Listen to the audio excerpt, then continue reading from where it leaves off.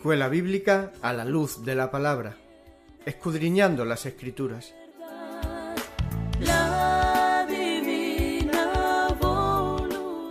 Luz a las Naciones, canal cristiano de comunicación, presenta A la luz de la palabra. Un estudio expositivo de la palabra de Dios, una presentación minuciosa de toda la Escritura.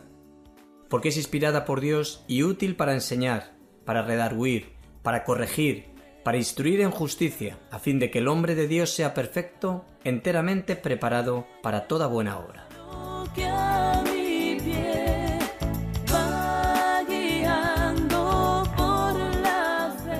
Escuela Bíblica a la luz de la palabra, edificando sobre la roca.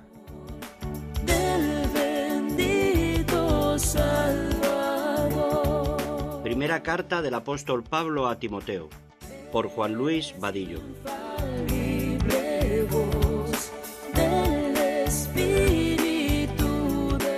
Esto te escribo, aunque tengo la esperanza de ir pronto a verte, para que si tardo, sepas cómo debes conducirte en la casa de Dios, que es la iglesia del Dios viviente, columna y baluarte de la verdad. E indiscutiblemente, grande es el misterio de la piedad. Dios fue manifestado en carne, justificado en el Espíritu, visto de los ángeles, predicado a los gentiles, creído en el mundo, recibido arriba en gloria. Primera carta a Timoteo, capítulo 3, versículos del 14 al 16. No soy, por tu luz al cielo voy, Santa Biblia para mí, eres un tesoro aquí. Bueno, buenas noches a todos y vamos a dejar este tiempo en manos de Dios para que Dios nos dé su gracia y podamos entender lo que en esta noche nos quiere hablar el Espíritu Santo. Amén. Pues te damos las gracias, Padre, por tu paciencia, tu bondad, tu providencia, por este momento que tú nos permites estar aquí, escuchar tu palabra, que tu palabra nos ministre, que tu Espíritu Santo abra nuestro entendimiento y que nuestros corazones estén sensibles ante tu verdad, sensibles ante tu propia palabra, Dios. Obra poderosamente en nuestra vida, Dios. Pedimos que tú obres con poder en la vida de cada uno de los que estamos aquí y que el deseo nuestro sea glorificarte tanto en la exposición de tu palabra como en el recibimiento de la misma. En el nombre de Cristo Jesús. Amén. Vamos a seguir en 1 Timoteo con estos dos últimos versículos del capítulo número 4, que serán los versículos número 15 y 16. Y hasta entonces hemos visto desde el versículo número 6 al versículo número 14. Hasta ahora hemos visto 10 características de un verdadero siervo de Cristo. Ahora vamos a ver o tratar de exponer estas otras dos cualidades que encontramos en el versículo número 15 y una exhortación en el versículo número 16. Dice en el versículo número 15: ocúpate en estas cosas, permanece en ellas, para que tu aprovechamiento sea manifiesto a todos. Este es un versículo que nos está hablando de una cualidad o de una característica más, que sería la 11ª, donde también nos está enseñando que un verdadero siervo de Cristo, un buen maestro, un verdadero cristiano, es una persona que tiene un buen equilibrio. Es una persona que está equilibrada. Nota nuevamente, como dice el versículo número 15, ocúpate en estas cosas, permanece en ellas, para que tu aprovechamiento sea manifiesto a todo. Entonces, tiene un buen equilibrio o está en consonancia entre lo que dice y lo que hace. O sea, no solamente dice algo y hace lo opuesto, lo contrario, sino que el siervo de Cristo, este excelente siervo de Cristo, otra de las características que denota aquí en el versículo número 15, es que mantiene ese equilibrio. Guarda una relación entre lo que está diciendo, lo que está predicando, y entre lo que está viviendo. Y esto hoy en día es como que muchas veces es algo reprobado en nuestras propias vidas. Pero aquí resalta el Espíritu Santo como una cualidad muy relevante que debe de haber en nosotros. Y precisamente está tratando con esta manera de vivir haciendo lo que estamos diciendo. Y tú y yo sabemos que cuando esto es algo vigente en tu vida y en mi vida, esto marca a otros. Y de hecho a nosotros muchas de las cosas que nos han marcado en nuestra vida cristiana tiene que ver con esta manera de haber visto a otros que han vivido lo que han dicho, que nos han enseñado y han hecho. Lo opuesto es algo muy triste, ¿verdad? Alguien quien está diciendo, quien está enseñando, pero sin embargo está haciendo todo lo contrario.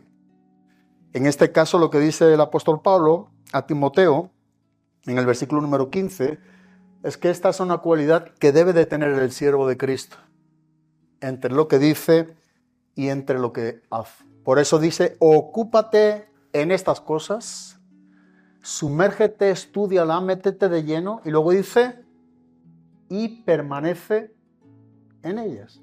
Ocúpate, trabaja arduamente, busca en la palabra, llénate del contenido de la palabra, pero permanece en lo que has aprendido. Por eso yo he titulado esta característica, al menos como yo la veo, que ha de haber un buen equilibrio entre lo que decimos o entre lo que predicamos y entre lo que hacemos. Cuando nosotros hacemos realmente lo que hemos dicho, esto trae un consuelo a nosotros, esto como que trae una valentía, un denuedo, una firmeza, porque nosotros sabemos que estamos obedeciendo aquello que estamos demandando a otros. Y cuando tú y yo estamos en este examen siendo aprobados, esto trae un crecimiento a nuestra vida cristiana. Vuelvo a reiterar, lo opuesto es algo que nos estanca, que no trae crecimiento, que nos deja la posición en la que nos encontramos, o más bien inclusive todavía menos, menguando en cuanto a la madurez.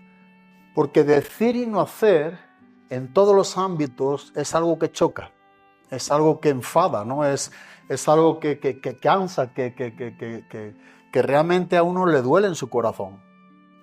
Ocúpate en estas cosas, pero permanece en ellas.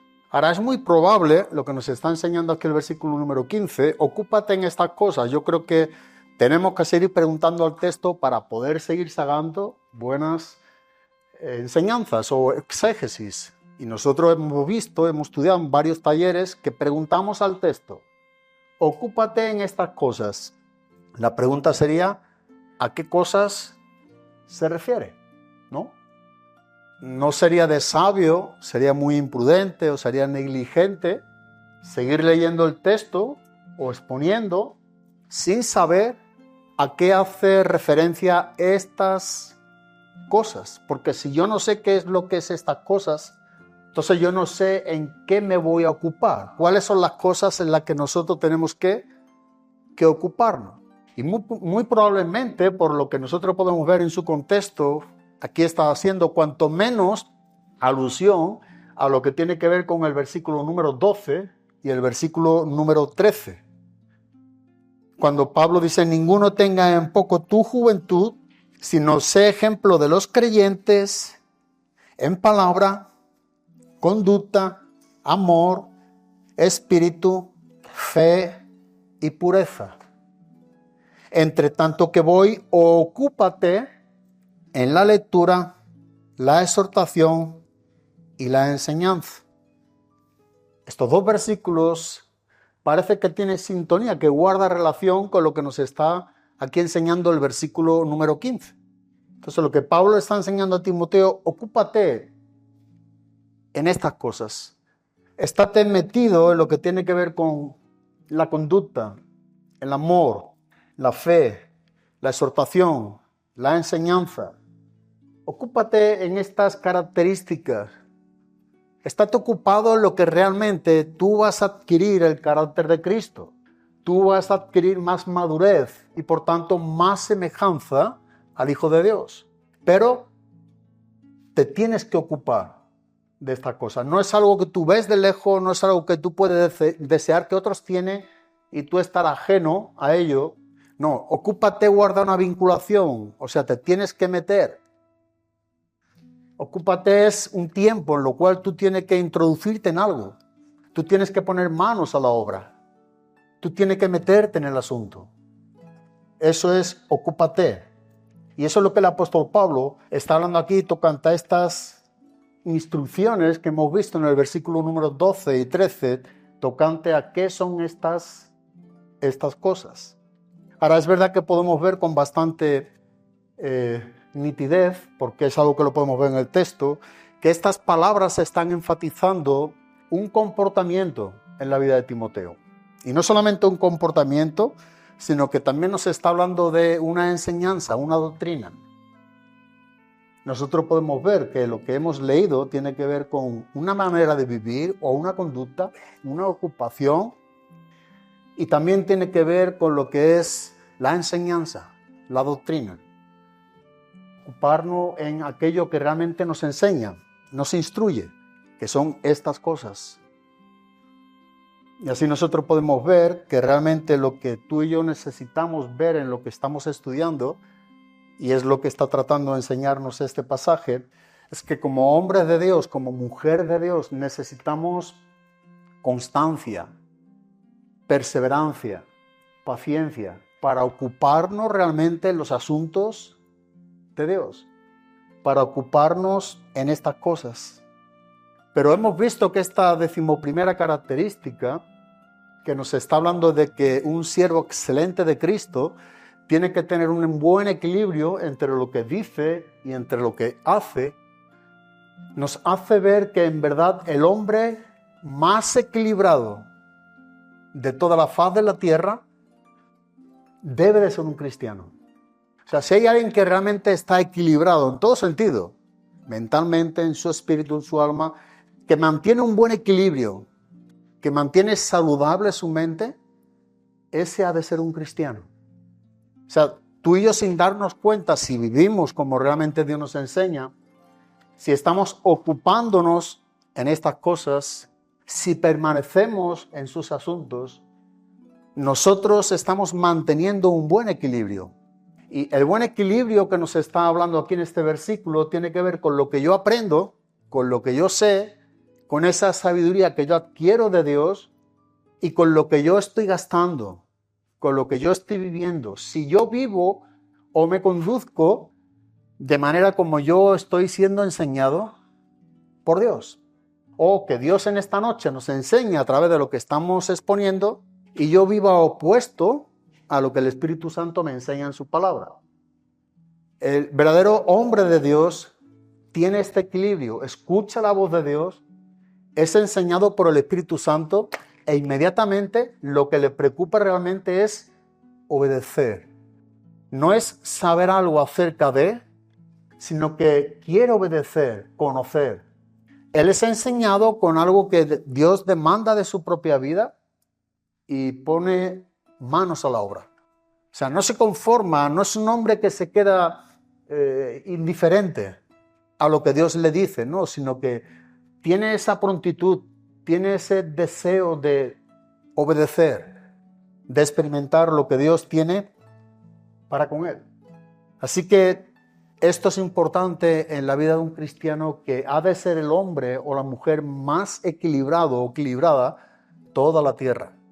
Si esto no es así, si este principio es contradictorio a lo que nos está enseñando, si no estamos siendo equilibrados entre lo que decimos y entre lo que hacemos y por tanto no somos cristianos equilibrados, nosotros podemos destruir nuestro propio ministerio. Si este no es un equilibrio que tú y yo nos ocupamos y guardamos, si no es algo que de verdad tú vives y yo vivo de acuerdo a lo que sabemos que tenemos que hacer, esto trae decadencia en tu ministerio, en mi ministerio, a modo individual también y a modo colectivo. Tú tienes un ministerio. Yo tengo un ministerio. Todo cristiano, nos enseña la palabra de Dios, que tiene un ministerio. Porque todo cristiano también, cuanto menos, tiene, dijimos el otro día, un don del Espíritu Santo. Así que el ministerio que Dios tiene para contigo, lejos de que otros ministerios tengamos tocante a servicio, lo que Dios cuente con nosotros, e inmediatamente que uno se convierte, nos enseña que tú y yo tenemos el ministerio de la reconciliación, de hablarles a otros el Evangelio. Porque solamente es por el Evangelio que ellos pueden encontrar la persona y la verdad para ser reconciliados. Sin el Evangelio no hay cómo poderse reconciliar con Dios. Por eso son buenas nuevas. La palabra evangelión lo que significa es buenas nuevas, buenas noticias. Así que nosotros debemos de mantener esto en nuestras propias vidas, porque si no destruimos nuestro propio ministerio, lo desatendemos, entra en decadencia, entra en descuido. Y si tu ministerio que Dios te ha dado y mi ministerio, el que Dios me ha dado, entra en decadencia por no tener un buen equilibrio bíblico, estamos en un punto muy delicado. Porque esto como que demuestra entonces que si yo no reacciono, yo no estoy dándole valor al ministerio que Dios me ha dado. Y no olvidemos que Pablo mismo lo dijo al mismo Timoteo, que es el versículo que estudiamos la semana pasada. No descuides el don que hay en ti. Pablo le dice a Timoteo, no descuides, no abandones, no desatienda, no sea desequilibrado. Atiéndelo de una manera equilibrada. Porque descuidar el don que Dios te ha dado no es vivir de manera equilibrada ante Él. Es desatender el ministerio que Dios demanda de ti y de mí. Y no hay nada, yo creo, más bonito, o una de las cosas tantas bonitas que Dios nos da y podemos ver, es que tú vivas y yo viva en sintonía, o sea, haciendo lo que Dios nos dice. Dios demanda de nosotros, Dios nos da un lugar, Dios nos da una tarea y nosotros vivimos haciendo aquello que Dios nos ha encomendado. ¿Qué especial es eso? Es como Pablo acabó sus días, guardando esta manera de vivir, esta fe que le hacía ser preservado. Y esto es lo que tú y yo debemos de guardar, debemos de mantener. Dice en Santiago, en el capítulo número 1, en el versículo número 8, que el hombre, dice, de doble ánimo es inconstante en todos sus caminos. Si hemos visto que el hombre de Dios tiene que ser un hombre equilibrado entre lo que sabe, entre lo que dice, entre lo que enseña y entre lo que hace, si es un hombre que realmente está guardando su ministerio, está custodiándolo, no descuida el don que Dios le ha dado, entonces es un hombre que está siendo útil delante de Dios.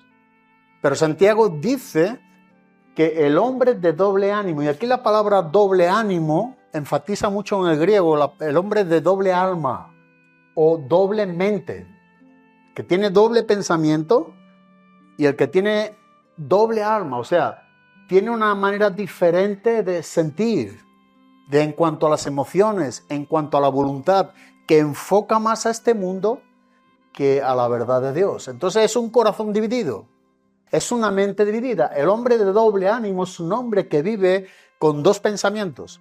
No es una persona que tiene un objetivo, no es alguien quien está siendo enseñado por Dios, como dijimos, y obedece conforme Dios le enseña.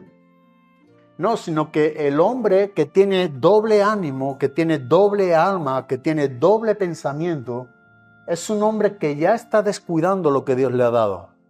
Porque está titubeando entre dos pensamientos. Está claudicando entre dos verdades, o entre dos pensamientos, mejor dicho. Así que lo que nos enseña aquí este versículo está haciendo referencia a este hombre que tiene una doblez. En sí hay una doblez. Y cuando hay una doblez, no hay algo genuino. Porque lo genuino es único. Lo que es genuino es verdadero. Pero la doblez nos habla de algo al lado de, nos habla de una falsedad, nos habla de una hipocresía, la doblez del corazón, la doblez de nuestra alma, la doblez de nuestra mente. Nos está enseñando que tú y yo tenemos otro pequeño reino dentro del mismo reino. Y Dios nos instruye por medio de su palabra en el reino de Dios. Y tú y yo cuando hacemos lo opuesto es que yo soy instruido por mí mismo para oponerme al pensamiento de Dios. Entonces yo mismo, estando dentro del reino de Dios, tengo mi pequeño reino en mi mente, en mi alma, y como que hay una dicotomía entre lo que Dios dice y lo que yo digo. No hay un solo pensamiento, no hay una sola verdad, sino que hay doblez de alma y pensamiento. Esto es lo que realmente nosotros no debemos permitir en nuestras propias vidas. Cuando hay esa doblez, hay divisiones en nuestras mentes. No hay un enfoque fijo, no hay una verdad firme. Y cuando no hay una verdad, cuando no hay una seguridad, cuando solamente hay dobleces, nosotros tenemos temores, tenemos miedos, inseguridades, porque la doblez es lo que trae. Algo semejante, pero no es verdad, es incierto. Y entonces eso no trae una firmeza en nuestras vidas. Eso es lo que significa una división. La palabra división es una palabra compuesta, castellana gramaticalmente lo que significa son dos visiones. Dos visiones. Cuando hay una división es que hay dos visiones. Está la que Dios sigue enseñándonos, pero como yo no vivo equilibrado entre lo que Dios me enseña y lo que yo hago contradice a lo que Dios me enseña. Yo tengo mi pequeño reino dentro del reino de Dios. Y eso no es lo que Dios nos está enseñando en ningún lugar de las Escrituras. Así que cuando vivimos con dobleces, estamos acarreando miedos, angustias, temores, complejos, inseguridades. Nosotros somos llamados a lo opuesto, a estar firmes y constantes. Firmes y constantes. Lo que a ti y a mí nos da firmeza es la verdad de Dios. Lo que a ti y a mí nos hace ser constantes es la verdad de Dios. Saber que algo es verdadero y vivir para ello es estar seguro en lo que tú y yo hacemos. Hacer algo, pensar algo, tratar de llevar algo a cabo sin saber si realmente es verdad, trae ese temor, esa incertidumbre, esos miedos. Y eso hace una vida que sea debilitada, sucumbir fácilmente a la tentación. Normalmente los que vayamos o hemos sucumbido a la tentación, hay algo de todo esto. No hay una firmeza, porque cuando uno está firme, esto lo está atendiendo. Pero cuando no hay firmeza, nosotros estamos entrando en tierras peligrosas o movedizas. No hay firmeza. Así que nosotros debemos hacer de lo que nos está enseñando aquí la palabra de Dios tocante a este equilibrio como algo prioritario. Algo que no debemos descuidar. Algo que no debemos dejar sobornar en nuestras vidas. No debemos sobornar o dejar sobornar en nuestras vidas esos momentos, esas complicaciones a los cuales tú y yo tenemos tendencia a atender por nosotros mismos. Si tú y yo tenemos un buen equilibrio, lo vamos a hacer de manera que cuando reflexionamos, lo hacemos realmente como Dios nos dice. El hombre equilibrado no da un paso sin contar con Dios. Da igual el asunto que sea. Cuando tú y yo tenemos equilibrio espiritualmente delante de Dios, tú y yo no hacemos las cosas por nosotros mismos. Y cuando las hacemos confiando en que realmente estamos haciéndolo en el nombre de Cristo. En una verdad que Dios nos enseña. Y si eso tú y yo lo hacemos de manera convincente, con seguridad, con firmeza, es precisamente porque parte de una verdad que Dios nos ha enseñado. Así que el hombre de Dios vive en esa firmeza. En medio de los caos, ¿no? En medio de los temores, inseguridades. El salmista David, cuando escribe los salmos 1000 años aproximadamente antes de Cristo, antes estaba leyendo el Salmo 56, donde hay muchísima enseñanza, pero en el Salmo 56, en el versículo número 3, cuando David se había sucumbido a estas tentaciones o debilidades, o a estos miedos, inseguridades, temores en su propia vida, Nota cómo él reacciona estando firme, como otras veces no lo hizo. Pero él dice, en el día en que yo temo, o sea, cuando yo tengo una temerosidad, una inseguridad, cuando yo estoy teniendo dudas, en el día en que yo tengo una prueba, una tormenta que atravesar, lo mejor que puedo hacer es, como decía David, yo en ti confío. En el día en que tenemos temores, en el día en que tenemos pruebas, dificultades, si solamente hiciéramos una sola cosa, confiar en Dios, estaría más que arreglado. Sería algo asegurado. Si en ese día tú y yo nos dedicamos a confiar en Dios, asunto zanjado. El problema es que nosotros no solamente, no digo que no confiemos, pero hay otras cosas, hay otras ramas, hay otros pensamientos y generalmente el nuestro. Y si tú y yo vivimos con doblez, vamos a poner junto al pensamiento de Dios, junto a la verdad de Dios, otra opinión o una carta guardada debajo de la manga, como se suele decir. Y si esto no da resultado, pues entonces tengo aquí otra carta, tengo otro plan. Y esto lo que demuestra es que en el día en que hay temores, yo no confío en Dios. Porque en el día en que yo temo, cuando yo confío en Dios, yo me rindo a Dios. Para confiar plenamente en Dios, uno tiene que rendirse por completo y dejar que Dios sea quien nos ayude, quien nos fortalezca, quien nos conduzca, quien nos saque, quien nos defienda.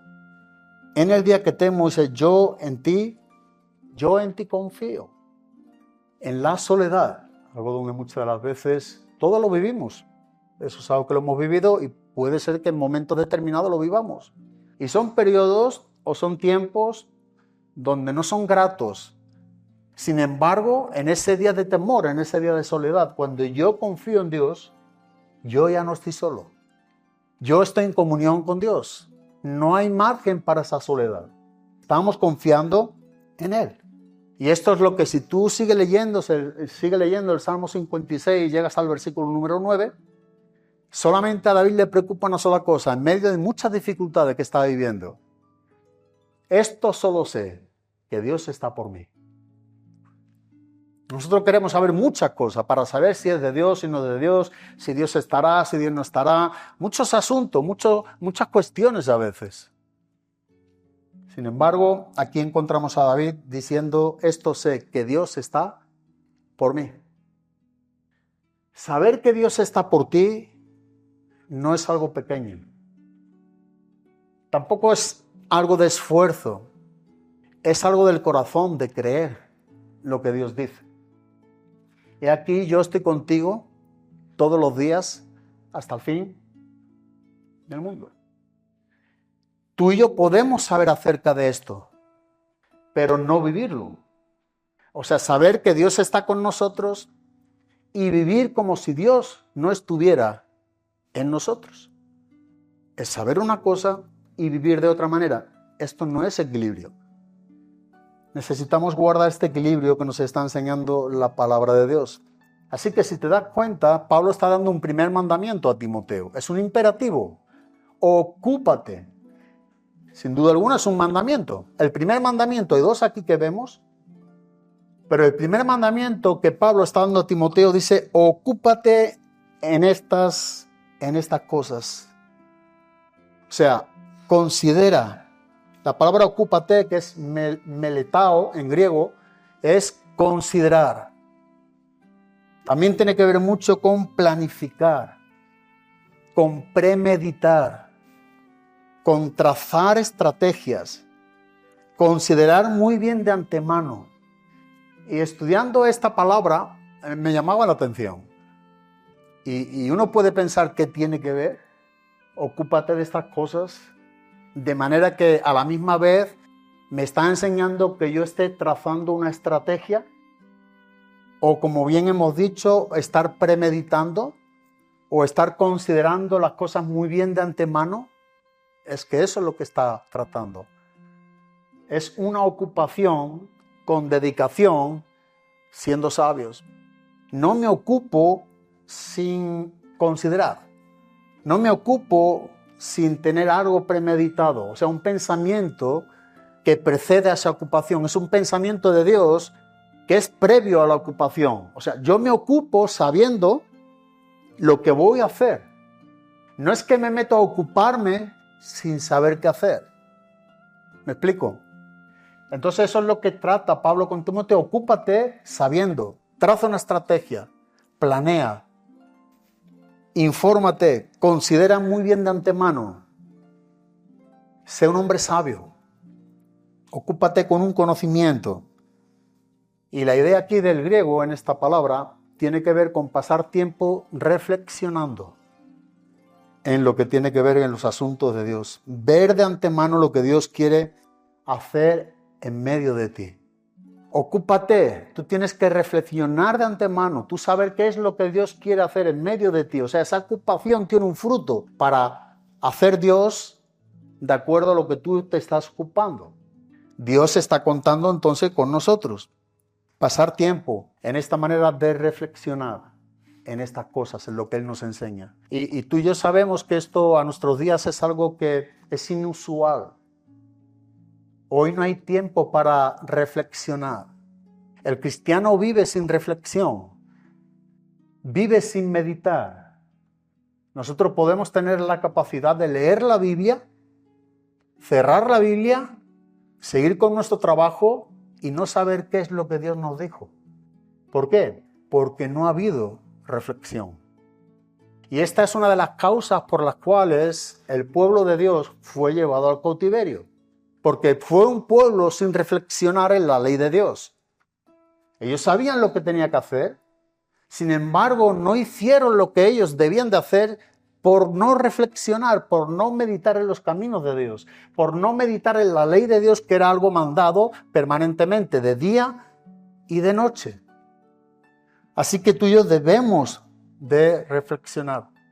Dice en Deuteronomio capítulo número 4, en el versículo número 39, dice: aprende pues hoy y reflexiona en tu corazón. Aprende pues hoy y reflexiona ¿dónde? En tu corazón.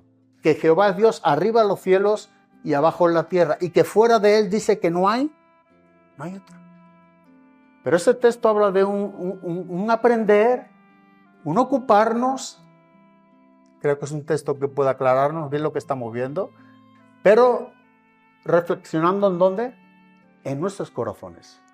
Aprende pues hoy y reflexiona en tu corazón.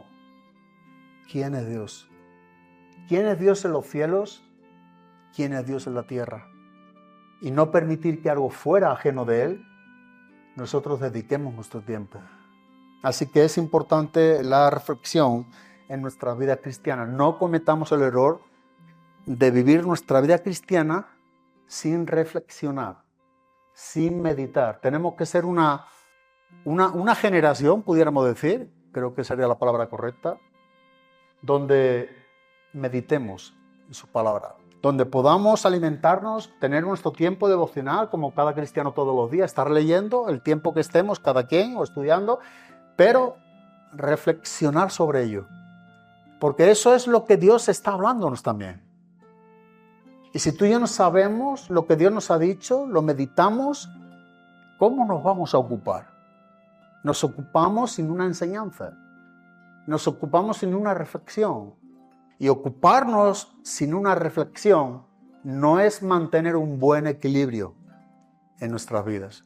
Ahora, si tú y yo nos ocupamos habiendo reflexionado, entonces eso es tener un buen equilibrio. Y como tal, ello dará su fruto. Esto es lo que nos enseña: ocupémonos en estas cosas. Mantengámonos firmes ante los ataques, ante las situaciones que a todos nos vienen, momentos y momentos. Dios demanda de ti y de mí que estemos firmes. Dice el apóstol Pablo cuando escribe a los Corintios en su primera carta, capítulo 15, versículo número 58. Así que, amados míos, hermanos, estad firmes y constantes, creciendo en la obra del Señor siempre. Esto es una verdad, es una enseñanza, la misma verdad, pero reflexiona, dice, sabiendo. Esto es saber, esto es reflexionar o meditar, sabiendo que vuestro trabajo en el Señor no es en vano. Hay una verdad de estar firmes y constantes, creciendo en la obra del Señor siempre, Pero posteriormente nos enseña lo que tú y yo debemos también de saber, sabiendo que vuestro trabajo en el Señor, porque pudiéramos trabajar sin que Dios esté en medio. Y yo creo que de hecho todos muchas veces lo hacemos. Ojalá todo lo que hiciéramos en todo momento fuera para nuestro Señor, pero sabemos que no es, aunque deseamos que esto cada vez sea algo más. Pero cuando tú y yo vivimos ocupándonos, tenemos que saber que lo que hacemos para el Señor nunca es en vano. Eso es un equilibrio. Eso es atender lo que Dios está demandando de nosotros. Mira cómo lo dice la Nueva Traducción Viviente. Trabajen siempre en el Señor con entusiasmo. Trabajen siempre con el Señor con entusiasmo. Qué bueno, ¿no? Qué bueno cuando tú y yo trabajamos para el Señor, pero con entusiasmo. Disfrutamos nuestro trabajo, ¿no? Hay un deleite, hay un entusiasmo. Y posiblemente no es por lo que estamos haciendo, sino para quién lo estamos haciendo, que es distinto. No es por, sino para. Cuando tú y yo lo hacemos para el Señor, sabemos que el trabajo que estamos haciendo no es en vano. Lo estamos haciendo para Cristo. Trabajen siempre para el Señor con entusiasmo. Este es el primer mandamiento. Y hay otro mandamiento al principio del versículo número 15. Permanece en ellos o en ellas. ¿Sabes? Cuando tú y yo vemos, ocúpate, como dice el apóstol Pablo, en estas cosas, permanece en ellas. O sea, viendo esta palabra, porque yo pensaba, conociendo algunas palabras ya de estudiarla en el griego, pensaba que era la palabra meno, que es vivir, es morar. Sin embargo, aquí es una palabra diferente. Y menos mal que me dio por buscarla, ¿no? Porque si no, a veces creo que es la misma palabra, pero sé por experiencia que no siempre es la misma palabra. Y aquí lo que significa es, sé tú mismo. Sé tú mismo. Esto es ser genuino. No seas otro. Si te vas a ocupar en los asuntos de Dios, necesariamente debemos ser cada quien de nosotros mismos. Yo no me puedo ocupar en los asuntos de Dios queriendo ser como tú. Ya estamos mal.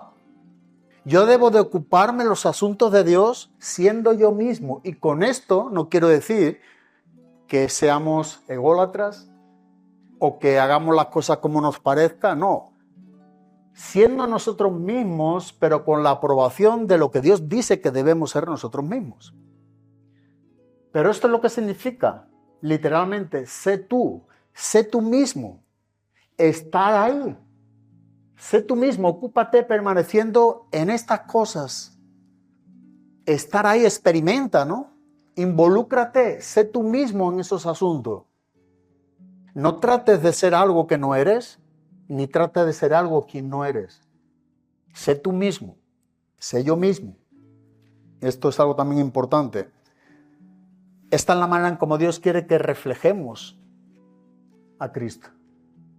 ¿Sabes? El reflejo que tú y yo demos de Cristo solamente puede transformar. Puede ser un reflejo de Cristo que pueda ser la obra de lo que Dios quiere por medio de nosotros, cuando tú y yo somos quienes somos, mostrando al Hijo, no a nosotros. Nosotros somos quienes somos, estando en Cristo, mostramos a Cristo. Dicho de otra forma, o de otra manera. Si yo no soy quien soy, nunca puedo mostrar a Cristo. Aunque trabaje de manera ardua, aunque haga todas las cosas, aunque todo cuanto me encuentro lo hago, lo acabo, si no estoy siendo yo mismo, no muestro a Cristo. Porque para mostrar a Cristo en nuestras propias vidas es de manera individual, no habla a la iglesia. Hablamos de una ocupación personal, no dice ocupaos, no, ocúpate de manera singular, de manera personal, de manera imperativa, y tú y yo, tocante a una aplicación, también debemos de aplicarnos este pasaje. Seamos nosotros mismos. Nosotros debemos ser lo que Dios quiere que seamos para poder mostrar a Cristo. Sigue diciendo el versículo número 15, para que tu aprovechamiento sea manifiesto a todos. Ahora encontramos aquí una preposición, ¿verdad? Para que tu aprovechamiento, que encontramos el propósito. Ocúpate de estas cosas, permanece en ellas, y ahora dice el motivo, la causa, el propósito, para que tu aprovechamiento sea manifiesto a todos. Entonces entendemos lo que es la intensidad de la ocupación y de la permanencia siendo nosotros mismos, estando dentro de los asuntos de Dios de manera íntima y personal, para que nuestro aprovechamiento de ese tiempo, de lo que Dios ha hecho en nosotros, sea manifiesto a todos. Todos puedan ver que somos alguien quien Dios se está transformando. Somos quienes estamos mostrando a Cristo. Otros puedan ver a Cristo en nosotros, para que tu aprovechamiento sea manifiesto a todo. Ahora, si tú y yo vemos esta parte del versículo, yo puse aquí otra característica, encuentro otra más aquí en el versículo 15, la segunda parte, para que tu aprovechamiento sea manifiesto a todo. O sea, un verdadero siervo de Cristo, o un excelente siervo de Cristo, tiene un crecimiento progresivo espiritual. Esta es otra característica. Tiene un crecimiento progresivo, o sea, crece progresivamente espiritualmente, porque si está haciendo aprovechamiento para todos, entonces todos pueden ver en él que ese carácter está siendo más como Cristo, que esa persona está teniendo más parecido a su Hijo Jesucristo. Entonces esta sería la 12ª característica, un crecimiento progresivo donde otros pueden ver. No es un crecimiento donde nosotros pensamos que somos más cristianos o que somos más maduros, sin embargo, otros no lo ven. Esto no sería correcto. No, es un crecimiento, es una madurez espiritual, pero donde otros pueden verlo. Esto es lo que hace énfasis aquí el texto. Para que tu aprovechamiento sea manifiesto, ¿a cuántos? A todos. Todos pueden ver esa madurez o ese crecimiento. Buscando esta palabra aprovechamiento, que es la palabra prokope en griego, se usa en términos militares. Y yo buscando el origen de esta palabra y por qué en estos términos militares, porque aquí está haciendo alusión a lo que eran los militares para cuando se refería a una fuerza especial o una fuerza avanzada. No eran cualquier militar, no era cualquier fuerza, eran gente entrenada con una capacidad, con una fuerza avanzada. Es como algo que destaca. No, esta palabra tiene que ver con destacar. Claro, destacar tocante a ser más como Cristo. Si otros pueden ver y todos pueden ver, entonces algo destaca en nosotros. Y si nosotros nos ocupamos en esas cosas, permanecemos en ellas, los otros pueden ver a Cristo en nosotros, porque ese aprovechamiento de lo que hemos hecho es manifiesto a otros. Eso nos transformó. Y como nos transformó, otros pueden visualizar a Cristo en nosotros. Es algo más avanzado. Es alguien aventajado tocante a lo que es el aprendizaje o el conocimiento. Es alguien quien va por delante, o la comprensión. Es alguien destacado, en el buen sentido de la palabra, que destaca, para que lo entendamos. Alguien quien destaca. Y ese es el motivo por lo que otros pueden ver en él. Pueden sacar provecho de ese carácter, de esa manera de estar viviendo a Cristo. Así que un siervo de Cristo debe estar avanzado tocante a lo que es la semejanza de Cristo. Un siervo excelente de Cristo tiene que tener un avance, tiene que destacar tocante a mostrar más el carácter de Cristo. Debe de ser algo notorio. Debe de ver otros. Otros tienen que ver ese progreso, o esa progresividad, ese destacamiento, ese crecimiento. Y es el pueblo de Dios quien debe darse cuenta de ese progreso, de ese avance. La Nueva Traducción Viviente lo dice en otra manera, dice: presta suma atención a estos asuntos, entrégate de lleno a tus tareas, entrégate de lleno a tus tareas para que todos vean cuánto has progresado. Tal vez lo entendamos mejor en esta manera.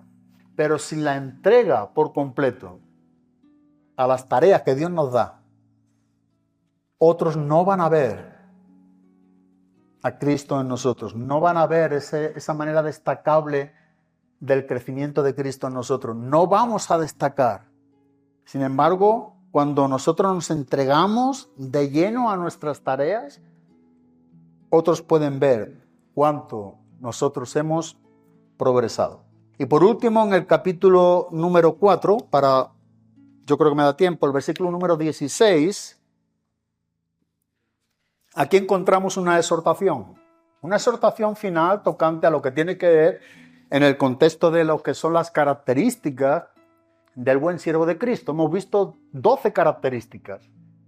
Desde el versículo número 6 hasta el versículo número 15 hemos podido ver 12 características que enseña que debe de tener un buen siervo, un buen excelente siervo de Cristo.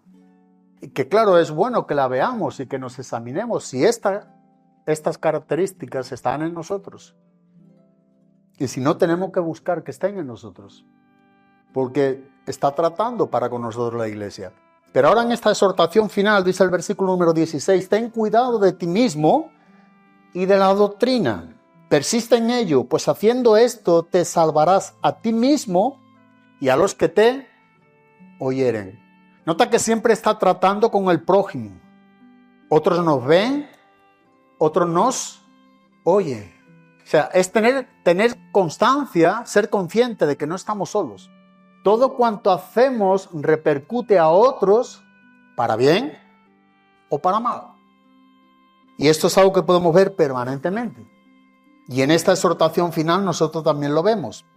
Así que el apóstol Pablo cierra este pasaje del versículo del 6 al 16, dejando estas 12 características que debe de tener un buen, excelente siervo de Cristo, un anciano, un pastor, un maestro, un verdadero cristiano. No te quedes exento porque tal vez no tenga ese ministerio. Un verdadero cristiano busca que esto esté en su vida. Porque se entrega en los asuntos de Dios con entusiasmo. Vive en la ocupación de Dios.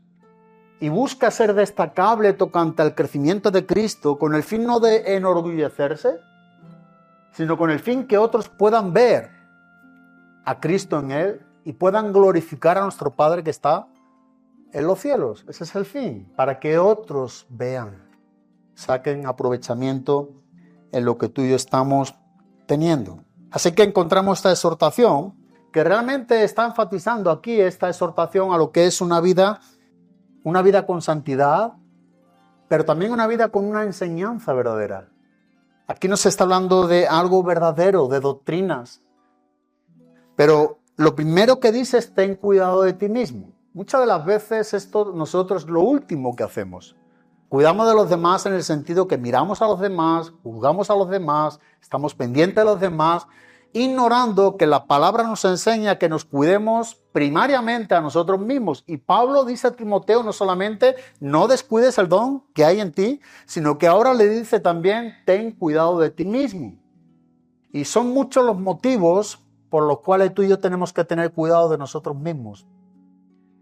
Y hay un solo motivo por el cual no vamos a tener cuidado de nosotros mismos, precisamente siendo nosotros mismos, nuestro ego, nuestro orgullo. Pero aquí nos dice, ten cuidado de ti mismo. Esto es lo primero que vemos. O sea, sé un vigilante. Vigílate a ti mismo. Custódiate a ti mismo. Sombréate a ti mismo. Ten cuidado de ti mismo. No te duermas. Está despierto. Cuídate. Esta es la idea. Velar, no dormirse, prestar atención en cuanto al cuidado de una conducta personal, individual. Cuídate de ti mismo. Es algo personal de cada quien de nosotros. Aquí es algo para cada uno en particular. Al igual como también Pablo se lo estaba enseñando aquí a Timoteo. No debemos olvidar nuestra conducta. El camino de santidad es el camino de ser más como Cristo. Ese es el camino de la santidad que debemos de reflejar en nuestra vida. Si tú y yo somos más como Cristo, estamos andando más en santidad. Es imposible ser más como Cristo no teniendo santidad. Si algo refleja a Cristo, tiene que ser santo, porque Él es santo. Si algo puede reflejar de Cristo en ti y en mí, porque eso que refleja es santo. Pertenece a Él, por eso es un reflejo de Cristo y no un reflejo de nosotros, de nuestra carne. Y muchas de las veces esto no es aceptado entre nosotros. Hablar de la santidad no es muy aceptado e inclusive muchas de las veces es como algo trivial, como un juego, no es algo serio.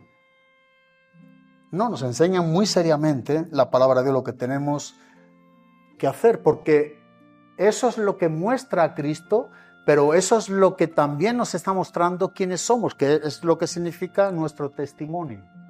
Testimonio tuyo y mío no es lo que hicimos y lo que hicimos y lo que hicimos.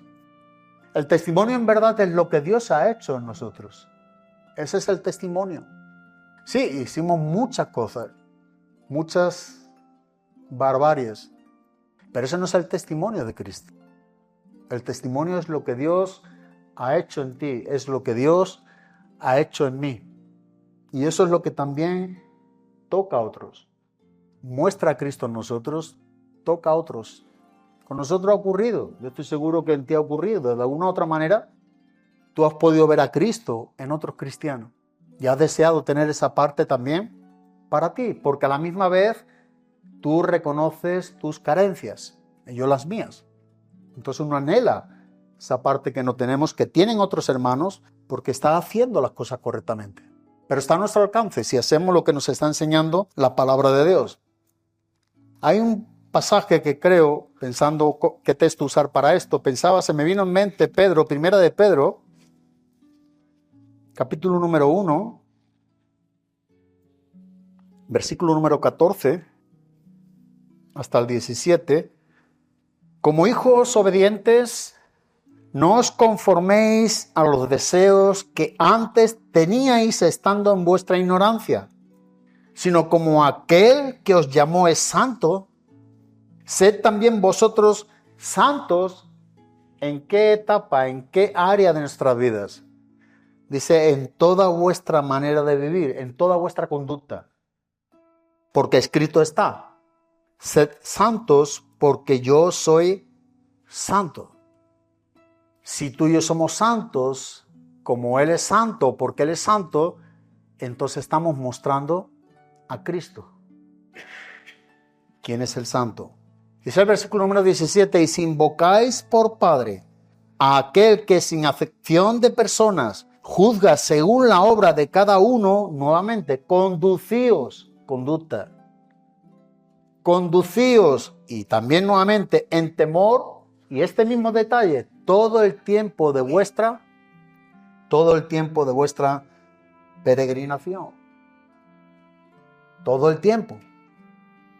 Es como tenemos que conducirnos, con temor.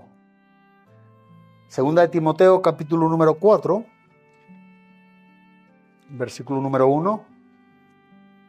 Dice el apóstol Pablo, te encarezco delante de Dios y del Señor Jesucristo, que juzgará a los vivos y a los muertos en su manifestación y en su reino, que prediques la palabra, que instes a tiempo y fuera de tiempo, redarguye, reprende, exhorta con toda paciencia y doctrina, porque vendrá tiempo cuando no sufrirán la sana doctrina, sino que teniendo comezón de oír, se amontonarán maestros conforme a su propia concupiscencia, y apartarán de la verdad el oído y se volverán a las fábulas. Y ahora dice en el versículo número 5, directamente a Timoteo, en contraste con lo que otros están haciendo de manera opuesta e incorrecta. Pero tú, dice, Timoteo nuevamente enfoca, ten cuidado de ti mismo, pero tú, sé sobrio en todo, soporta las aflicciones, haz obra de evangelista, dice, y cumple tu ministerio. lejos de descuidar nuestro ministerio, cuando somos equilibrados entre lo que decimos y entre lo que hacemos, vamos a cumplir nuestro ministerio. Pero tú, sé sobrio. Pero tú eres diferente, Timoteo. Sé sobrio en todo, soporta las aflicciones, haz obra de evangelista, cumple tu ministerio. Pero tú, Timoteo, tienes otra manera de vivir que Dios te ha dado. Y eso es en lo que te tiene que ocupar y permanecer, para que otros saquen aprovechamiento de lo que Dios ha hecho en ti. Así que llevar esta conducta aceptable por Dios, que nos está transformando y que es algo de acuerdo a su palabra, hace que otros puedan ver. Y es cuidar también lo que Dios nos ha enseñado. Por tanto, es cuidar la doctrina, quien nos está enseñando a no separarnos de ella. Cuídate de ti mismo y de la doctrina. Tú no te puedes cuidar de manera correcta si la propia palabra, que es la doctrina, enseñanza, didascalía, de ahí viene la palabra en el griego, no te enseña. Porque cuidarnos de nosotros mismos no depende de prepararnos físicamente, ni de manera mental, como te puede enseñar un psicólogo o alguien quien esté estudiando el mundo de las psiques. No, cuídate de ti mismo, pero en cuanto también a la doctrina. Porque la doctrina te va a enseñar. La palabra te va a enseñar a cuidarte a ti mismo de manera correcta. Y vemos como Tito, capítulo 2, versículo número 1, dice, pero tú habla lo que está de acuerdo a la sana doctrina. Eso es cuidarse de la doctrina. Cuídate de ti mismo y de la doctrina. ¿Cómo? Habla lo que está de acuerdo a la sana doctrina. Vemos nuevamente el equilibrio. Habla lo que está de acuerdo, lo que está en sintonía con la palabra. Vive conforme a la verdad de Dios, de la doctrina. Entonces no solamente nos enseña a saber o hablar tocante a cualquier enseñanza, sino a hacerlo de manera correcta que la propia palabra nos enseña. Y esa es la que no se puede separar de la conducta, porque si no, recuerda, no hay un equilibrio. No se puede separar de lo que hacemos con lo que sabemos, pero tú habla lo que está de acuerdo, a la sana doctrina. Pensaba antes, leyendo un pasaje, leyendo un poco en el libro de Hechos de los Apóstoles, en el capítulo número 2, tú puedes ver que en la predicación del apóstol Pedro empieza a presentar a Cristo a los judíos y presenta a Cristo de una manera totalmente bíblica y finaliza lo que habían hecho con Cristo. Y dice que por medio del mensaje, por medio de la doctrina, de la enseñanza bíblica, como resultado de ello, 3.000 personas se convierten. 3.000 personas se convierten. Como resultado de que Pedro estaba hablando de acuerdo a la sana doctrina. O sea, Pedro habla la verdad de Dios, lo que está de acuerdo con los sufrimientos de Cristo, y eso tiene un resultado de que 3.000 personas se convierten. ¿Qué haremos? Le preguntan a Pedro. ¿Qué pues haremos? Pedro da lo que es la respuesta: arrepentíos. Arrepentimiento. Y dice que estas mismas personas, si tú sigues leyendo en el libro de Hechos, capítulo 2, en el versículo número 40, del 40 al 42, podemos leerlo. Hechos 2, versículo 40, dice, y con otras muchas palabras, hablando del apóstol Pedro, testificaba y les exhortaba diciendo, sed salvos de esta perversa generación. Así que los que recibieron su palabra, los que recibieron la doctrina, lo que Pedro estaba enseñando de acuerdo a la verdad, ese equilibrio que mantuvo Pedro tuvo un resultado. Fueron bautizados y se añadieron aquel día como 3.000 personas.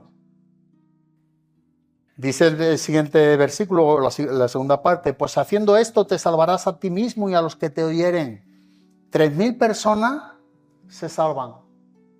Pero ahora es llamado también a permanecer, a estar, a hacer, obedecer Y nuevamente nosotros vemos en el versículo número 42 que también estos 3.000 judíos que se convirtieron a Cristo, dice que perseveraban, o sea, recibieron la doctrina, como resultado se arrepintieron, pero no se quedaron ahí, sino que perseveraban. ¿Y en qué perseveraban? En la doctrina de los apóstoles. Y cada quien de nosotros que nos hemos convertido a Cristo por una obra de regeneración del poder del Espíritu Santo, bajo un convencimiento de la pecaminosidad en nuestras vidas, ha sido por una palabra de Dios.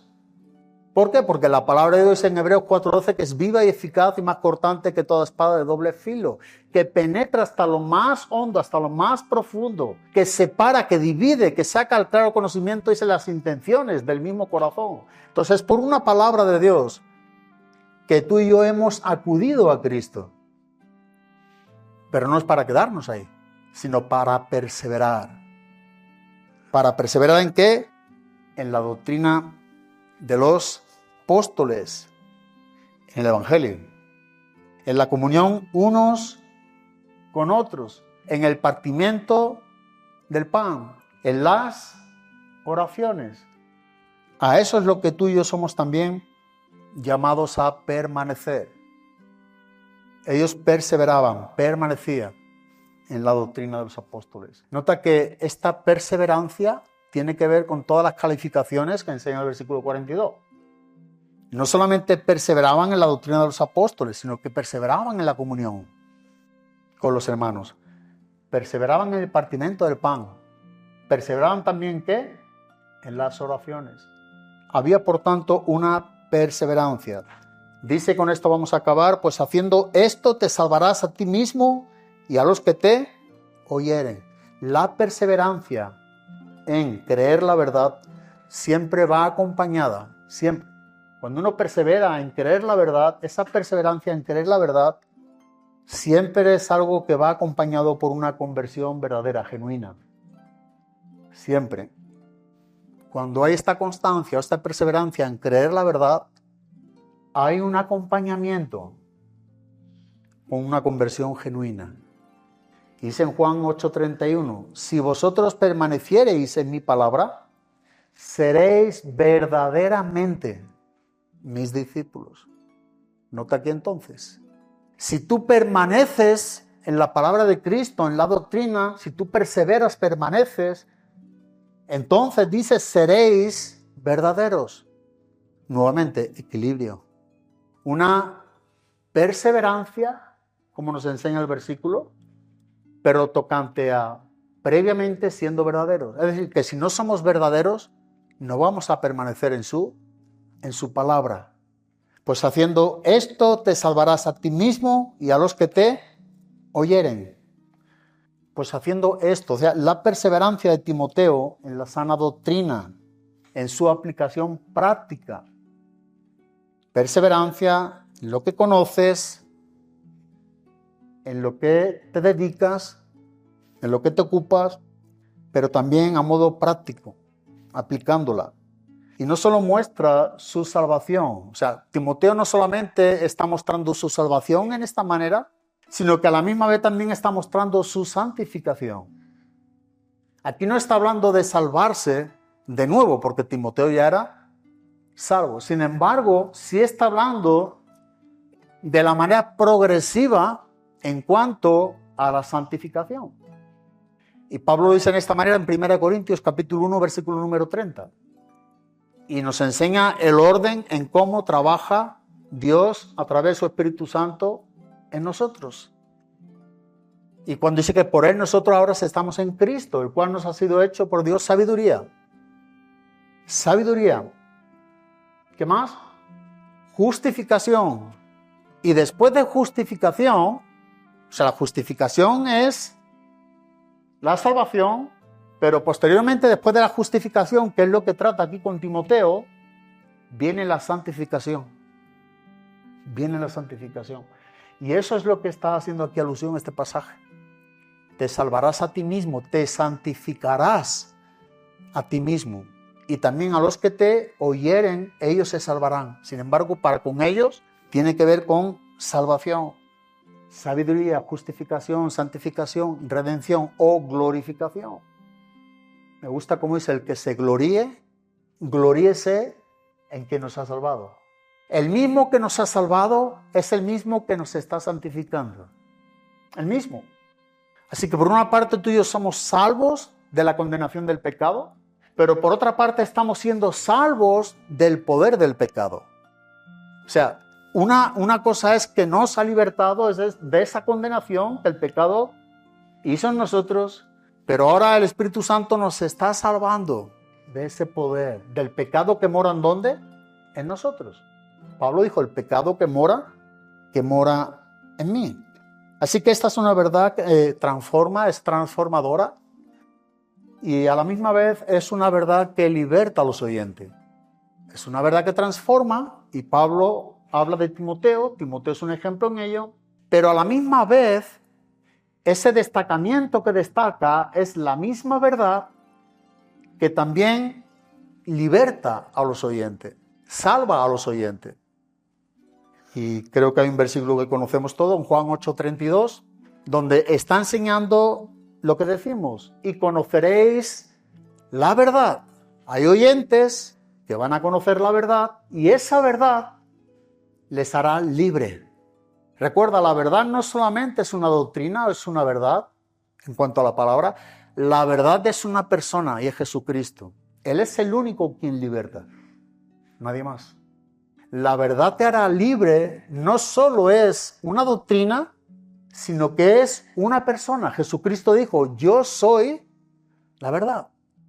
Así que si mostramos la verdad, si anunciamos la verdad, si otros conocen esa verdad, Cristo mismo les libertará, como tú y yo hemos sido libertados. Y ahora estamos siendo santificados, pero ellos van a ser liberados de la condenación del pecado. Así que con esto acabamos el versículo número 16, que es el capítulo número 4. Y si Dios permite, para la semana que viene empezaremos con el capítulo número 5. Amén. Señor, gracias. Señor, muchas gracias, Padre. Gracias por tu palabra. Gracias por lo que tú nos has enseñado a través del ejemplo de Timoteo. Lo que tú demandas para él, también lo demandas para nosotros. Señor, ayúdanos a ocuparnos en los asuntos que tienen que ver contigo, a permanecer, a reflexionar, a meditar en lo que tú nos enseñas. Señor, a tener un buen equilibrio en nuestras vidas entre lo que nosotros sabemos o tu palabra nos enseña y con lo que nosotros también obedecemos, hacemos. Ayúdanos a ser hacedores de tu palabra y no solamente oidores. Si queremos ser más como Cristo, que otros puedan sacar aprovechamiento de lo que en nosotros destaca, y queremos que destaque Cristo en nosotros. Queremos que otros puedan ver a Cristo en nosotros, porque deseamos que otros glorifiquen a nuestro Padre que está en los cielos. Señor, a ti te damos la gloria y la honra, Dios, por este momento, este tiempo, que aún en la condición en la que nos encontremos, independientemente cada uno de nosotros, tu gracia, tu misericordia nos permite estar a cuenta contigo. Señor, es tú quien nos llama a una vida santa, porque tú eres santo. Señor, es tu propia palabra quien nos enseña a conducirnos en santidad, porque tú eres santo. Señor, ayúdanos a apreciar lo que tú nos enseñas tocante a tu carácter, a no tenerlo en poco, sino a considerar de una manera seria, porque solamente podemos mostrar a Cristo entre tanto nosotros andamos en santidad. No hay otra manera en cómo poder mostrar a Cristo, porque Cristo es infinitamente santo en todo. Así que no podemos mostrar algo de Cristo en nosotros no siendo santo.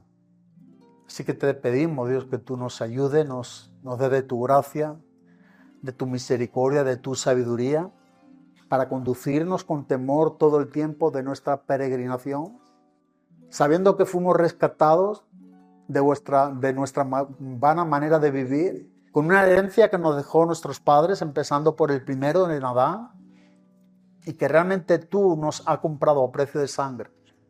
y no hemos sido comprados con oro, con plata, con cosas de valor física o materialmente, sino ha sido la sangre preciosa de Cristo, como un cordero sin mancha, sin contaminación en el mundo. Algo que estaba destinado desde antes de la fundación del mundo y que a ti te ha placido mostrarlo a nuestros días, a este tiempo de la gracia de tu iglesia. Oh Dios, gracias. Gracias, ayúdanos a estar preparados para cuando tú regreses, podamos irnos contigo, Padre. Gracias, Padre bueno, en el nombre de Cristo Jesús. Amén. Amén.